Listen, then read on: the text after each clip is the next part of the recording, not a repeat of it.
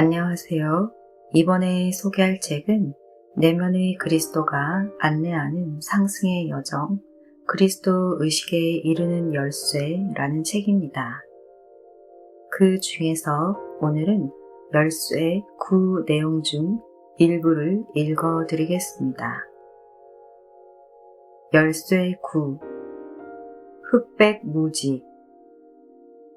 우리는 이 열쇠와 다음 열쇠들에서 무지의 영적인 독소에 대해 다룰 것입니다. 이 독소에 대한 해독제인 붓다는 바이로차나이며 그의 지혜는 모든 곳에 존재하는 지혜입니다. 그의 만트라는 다음과 같습니다. 옴 바이로차나 옴. 다음 가르침을 공부하면서 그것을 사용하세요. 영적인 여정을 걷기 시작하기 전에 극복해야 할 첫 번째 장애물이 바로 무지인 것 같습니다. 인류를 보면 결국 대부분의 사람이 영적인 여정에 대해 무지하다는 것을 알 수 있습니다. 그들은 신의 존재를 부인하거나 아니면 진정한 내면의 여정 대신 구원에 이르는 외적인 길을 약속하는 주류 종교를 맹목적으로 따르고 있습니다. 그런데 나는 왜 먼저 무지의 독소에 대해서 이야기하면서 시작하지 않았을까요? 자, 그 이유는 무지에 다양한 층이 있기 때문입니다. 이 과정에 열린 사람들은 영적인 여정을 처음 접하는 것이 아니기 때문에 그들은 이 행성의 사람 대부분에게 영향을 주고 있는 외적인 무지나 순수한 무지를 대체로 극복했습니다. 이제 우리는 두 가지 종류의 무지에 대해 정의해 볼 수 있습니다. 그저 알지 못하는 것은 순수한 무지입니다. 예를 들면 여러분은 어쩌면 양자역학의 최근 발견에 대해서 그저 무지할 수 있습니다. 교묘한 무지는 여러분 존재의 상위 부분에서 어떤 것을 실제로 알고 있지만 여러분의 의식하는 마음이 그것을 인식하기를 거부하거나 그 지식에서 나오는 것을 선택하기를 거부할 때를 말합니다. 어떤 의미에서는 더 잘 안다고 말할 수 있지만 실제로는 더 잘하기를 거부하는 것입니다. 실질적인 예를 들어보면 흡연이 여러분의 건강에 위험하다는 사실을 알지만 어떤 사람들은 어쨌든 계속 담배를 피웁니다. 왜 나는 아직도 이것을 무지라고 할까요?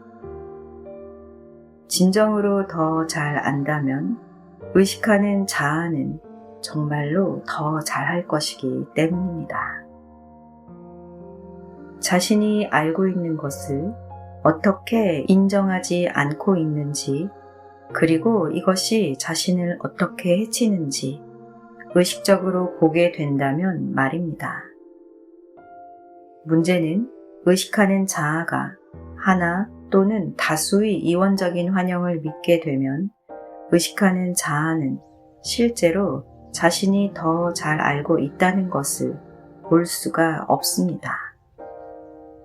그래서 실제로 더 잘 알고 있지만 여러분이 이것을 의식적으로 인정하지 않을 때 교묘한 무지라고 말할 수 있습니다. 그들은 자신의 눈 안에 있는 들보를 실제로 보지 않거나 그것이 무엇인지 보려고 하지 않습니다. 여러분은 이제 내가 왜 더 명백한 영적인 독소들에 대해서 이야기하면서 시작했는지 더 깊은 무지를 덮고 있는 에너지를 어느 정도 정화할 때까지 더 교묘한 독소인 교묘한 무지를 남겨두었는지 알 수 있습니다.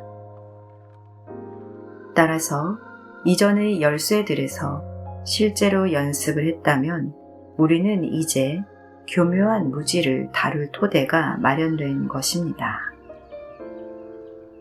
교묘한 무지는 사람들이 아무것도 알지 못해서 일어나는 문제가 아닙니다.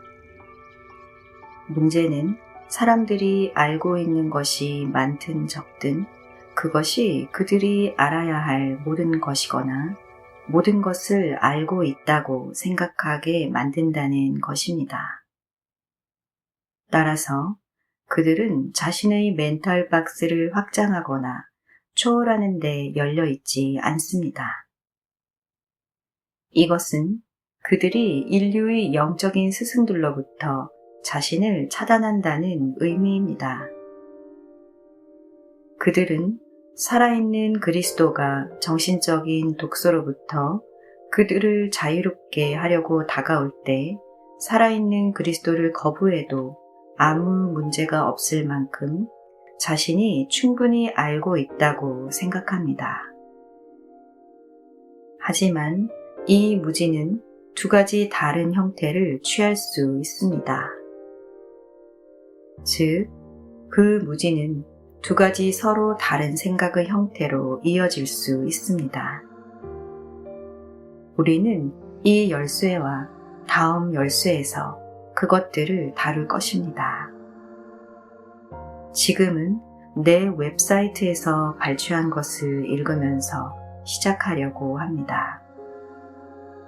이것을 전에 읽었을 수도 있지만 여러분이 이 과정을 따라온 결과 더 깊이 이해할 수 있으므로 다시 공부하기를 요청합니다. 더 깊은 이해의 층들을 보게 될 것입니다. 에고가 세상을 흑백 논리로 생각하기를 바라는 이유. 에고의 상대적이고 이원적인 사고방식의 가장 명백한 예는 흑백 사고라고 할 수 있습니다. 에고의 이 책략은 반그리스도의 마음에 내재되어 있는 기본적인 이원성을 노골적으로 사용하게 합니다. 흑백 사고는 모든 면에서 상반되는 두 가지를 규정합니다. 즉, 일치되는 부분이나 타협의 가능성이 없다는 의미입니다. 서로 반대되는 것들은 함께 존재할 수 없을 뿐만 아니라 서로를 상쇄하거나 그렇게 보이기 때문에 중간지대가 없습니다.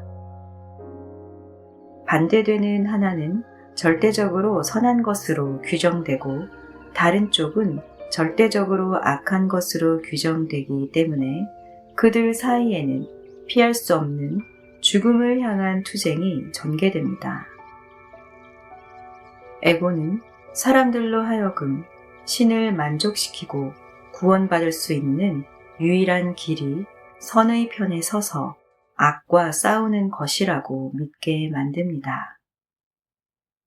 두 종교나 이데올로기의 정의가 바로 이 시나리오의 극단적인 결과인데 양쪽 모두 자신만이 참되다고 주장하며 각 추종자들에게 상대편과 싸우는 일이 그들의 의무라고 믿게 만듭니다.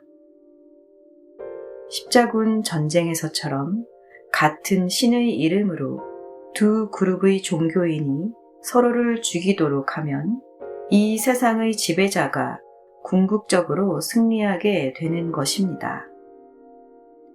이렇게 에고가 조종한 결과 사람들은 이 세상에 대해서 아주 단순한 견해를 채택하게 됩니다. 그들이 속한 종교는 완전히 참되고 다른 모든 종교는 완전히 거짓이라는 것입니다. 그 사이에는 어떠한 미묘한 차이도 끼어들 여지가 없으므로 사람들이 거의 필연적으로 극단주의자나 광신주의자가 되어버립니다. 실제로 사람들이 스스로 생각할 필요가 없게 되므로 이것은 삶에 대한 아주 쉬운 접근 방식입니다. 그들은 단지 사회의 지도자들이 만든 규정들을 받아들일 뿐 그리스도의 기준에 따라 그들의 지도자가 과연 옳은지 분별하기 위한 어떤 개인적인 시도도 하지 않습니다. 그들은 이 지도자들이 절대적으로 옳고 신도 그들에게 동의하리라 믿습니다. 삶에 대한 이러한 접근 방식은 사람들이 일단 특정한 신념 체계가 절대적으로 좋은 것이라고 받아들이게 되면 결코 의문을 제기하지 않게 되는 결과로 이어집니다. 따라서 그들은 자신들의 종교 지도자들이 절대적으로 옳다고 규정한 것을 맹목적으로 따르게 됩니다. 그리고 바로 이것이 몇몇 역사상 최악의 잔학 행위들을 초래했습니다. 나는 이 시나리오를 다음과 같이 설명했습니다. 그대로 버려두어라. 그들은 눈먼 길잡이들이다. 소경이 소경을 인도하면 둘 다 구렁에 빠진다. 마태복음 15장 14절 말씀.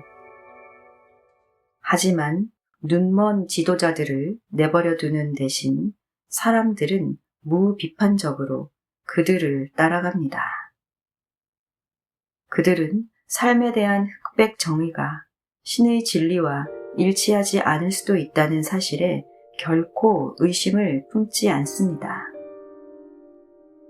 결과적으로 많은 사람이 상대적인 두 가지 반대되는 것 사이에서 이러한 이원적 투쟁에 그들의 모든 에너지와 관심을 쏟으며 한 생애 또는 더 많은 생애를 보냅니다. 그런 사람들은 적이나 희생양을 설정하고 적을 파괴함으로써 신의 일을 해야 한다고 믿습니다. 사람들이 이런 극단적인 흑백 사고에 갇혀 있는 한 그들은 선을 위해 일하고 있고 구원을 받을 것이라고 절대적으로 확신합니다. 하지만 분명한 현실은 스스로 정의한 적과 싸우기 위해서 하는 모든 일은 그들을 이원성 의식 상태에 더 확고하게 가두는 역할을 할 뿐입니다. 분명히 이것은 하늘나라에 들어가는 유일한 길인 그리스도 의식의 결혼 예복을 입지 못하게 만듭니다. 극단주의자들은 자기 잘못을 인정하기가 대단히 어려울 수 있습니다. 신을 위한 일로 여겼던 일이 신의 대의를 위한 것이 아니라 반그리스도 세력이 만든 이원적인 투쟁을 강화하는 역할을 했을 뿐임을 그들은 인정할 수 없을 것입니다. 그런 사람들은 그들의 접근 방식이 타당한지 의문을 제기하는 사람들에게 매우 방어적이며 적대적인 경향을 가집니다. 이것이 바로 율법 학자들과 바리새인들이 내가 죽기를 원했던 이유이며 오늘날에도 그런 이유로 자신들의 진리를 방어하는데 광신적으로 된 사람들이 있습니다. 슬픈 사실은 이러한 사람들에게 영적인 스승이 다가가기 어렵다는 것입니다. 율법 학자들과 바리새인들이 그리스도의 더 높은 길을 보여주려는 내 시도를 어떻게 거부했는지를 보면 이 사실을 알 수 있습니다. 그들은 말 그대로 흑백 관점으로 살아있는 그리스도를 거부하고 그 행위를 정당화했습니다. 이것은 그들이 살아있는 신보다 그들 자신의 우상을 내세웠다는 의미입니다. 그들은 신의 절대적인 실제를 직접 경험하지 못하는 것을 정당화하기 위해 상대적인 이미지를 사용했습니다.